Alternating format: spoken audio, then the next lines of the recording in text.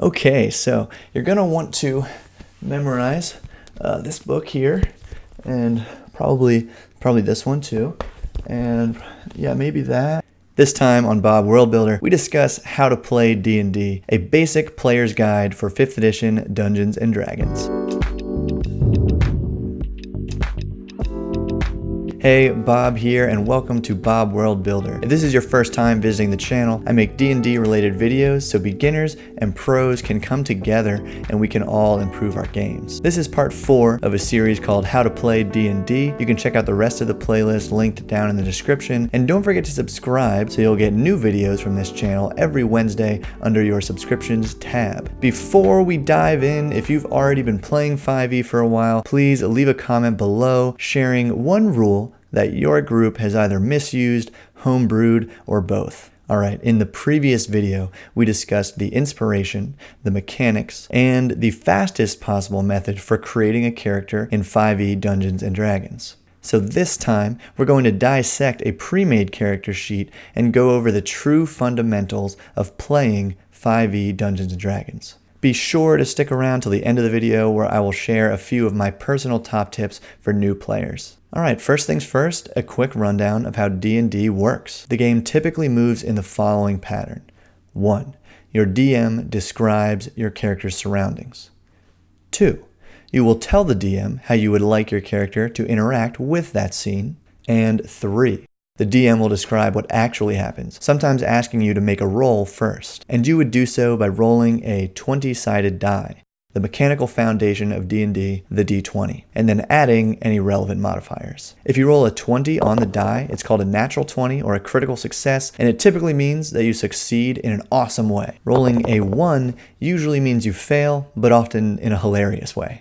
If your character is already somehow poised for success, your DM might ask you to roll with advantage. That means rolling the D20 twice, or just rolling 2d20 and taking the higher number. Disadvantage means the same roll, but taking the lower of the two numbers. In any case, you're rolling to match or exceed a dice challenge, or DC, which is a predetermined number set by your DM, where higher numbers typically mean more challenging scenarios. Here's a quick example of how that might play out.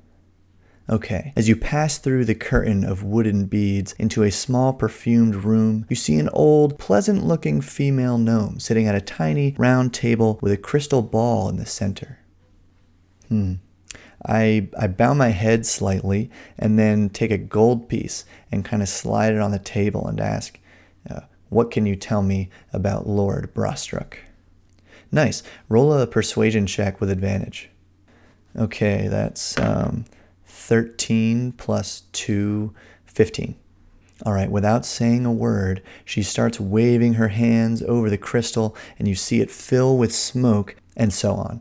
You can play D&D just by talking back and forth like that without any dice. That's what the first episode of the series is all about. But when playing actual 5e D&D, you're choosing from a set number of actions, and your character gets a bunch of mechanical advantages based on the race, class, and background that you chose for them. And you, the player, keeps track of all those advantages in a neatly formatted sheet known as your character sheet. So let's get into it. This is a character I made using fastcharacter.com just by choosing some fun and simple options from the basic rules. Again, see the previous video if you want to get a look at how fast character works. At the very top, we have our randomly generated name, Helgi Setherth, the level 1 mountain dwarf fighter with a soldier background. Now let's start on the left side with these 6 vertical boxes. Every PC, NPC, and monster in D&D has these same 6 abilities. Strength, your physical power. This affects how well your character can push, lift, and carry things, and how well you can wield melee weapons. Dexterity, your physical coordination. This affects how well your character can balance, sneak, react to danger, use their hands, and wield ranged weapons. Constitution is your physical might. It determines your character's endurance against the elements, disease, suffocation, and plain old bodily harm. Intelligence is your mental capacity, aka your book smarts, and it determines how well you can recall information and learn. Wisdom is your mental intuition, aka street smarts. This determines how well your character can make judgment calls about the environment and about the behavior of people and animals. And charisma, your social prowess. This determines how well you can manipulate people, either positively or negatively. The small numbers here are your ability scores. On fast character and in Adventurers League play, these come from the standard array. 15, 14, 13, 12, 10, and 8, which you can arrange as you like. Ask your DM how they usually come up with ability scores, but know that a very common method is to roll 4 six-sided dice, drop the lowest result, and sum the remaining 3.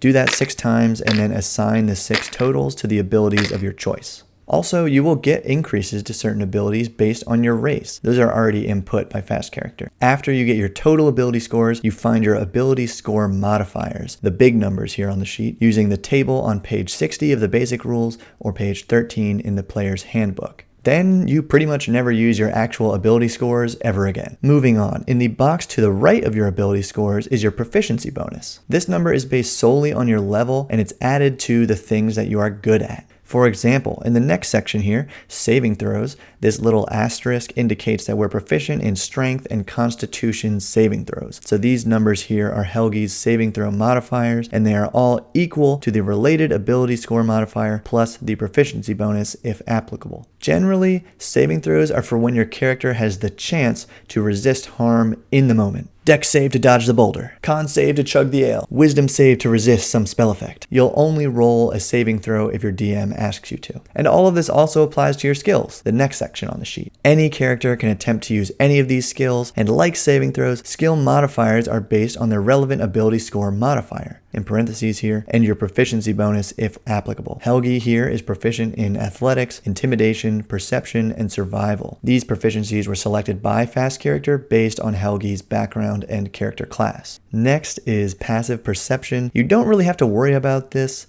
until you have to worry about it. Your DM might use this number to determine whether or not your character notices something without telling you, the player, about it. It's equal to your perception skill modifier plus 10. And in the bottom left corner here, our armor, weapon, tool, and language proficiencies are based on our class and background, and more or less, these categorical proficiencies determine whether or not your character can use these languages, armor types, weapon types, and tool sets effectively.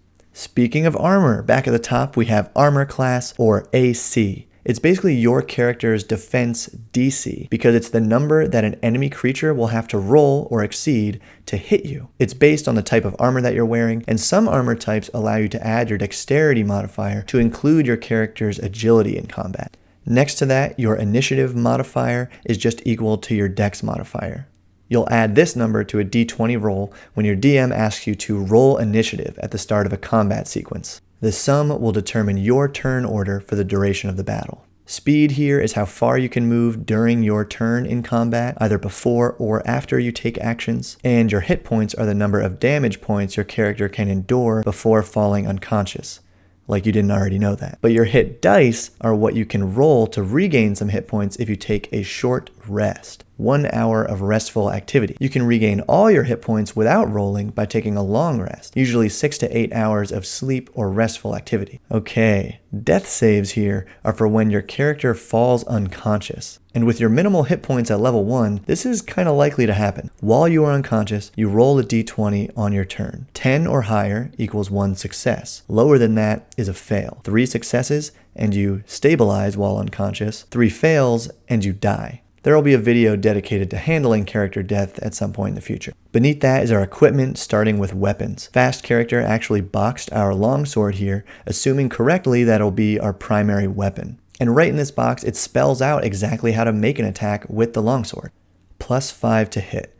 That means we add 5 to our d20 attack roll, and that 5 simply comes from our strength modifier of 3 and our proficiency bonus of 2. The next part, 5-foot reach, means we can only try to attack creatures within 5 feet. On a battle grid, that means they must be in an adjacent square. And if we succeed by matching or exceeding the target creature's AC, we hit. And like it says right here, we then roll 1 8-sided die and add 3. That number comes from, you guessed it, our strength modifier. And that sum equals the number of damage points that the target creature must subtract from their hit points. Under weapons, we have a special combat-related feature, the dueling fighting style from our fighter class, and below that is the rest of our equipment, selected by fast character based on what we get from our fighter class and soldier background. And in the rightmost column, we have the rest of our features.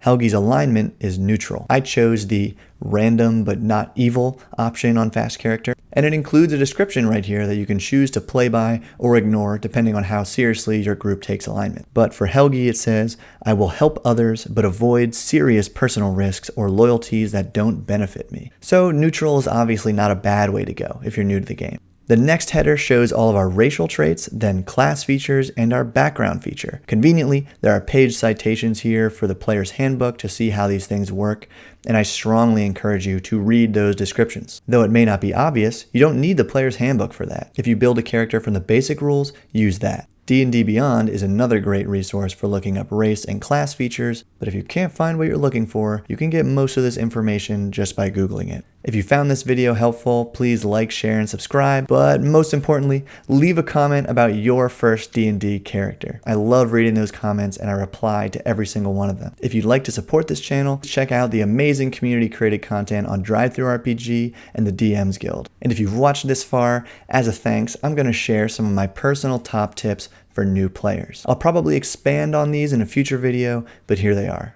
Number 1, laugh at yourself. You will make mistakes, whether you're trying a funny new voice for your character or just messing up how a class feature works, you will make mistakes. It's important to laugh at yourself and learn as you go. Number 2, know your character's abilities. You are responsible for knowing how your character works. That doesn't mean you have to memorize everything, but be able to quickly reference how things work in a book or online. And 3, add to the group's fun. Every character will have their place in the party. The brains, the brawn, the talker, the quiet edgelord. Find your niche and help the other characters succeed in their own right. They will have fun and they will return the favor. As always, guys, thank you for watching and keep building.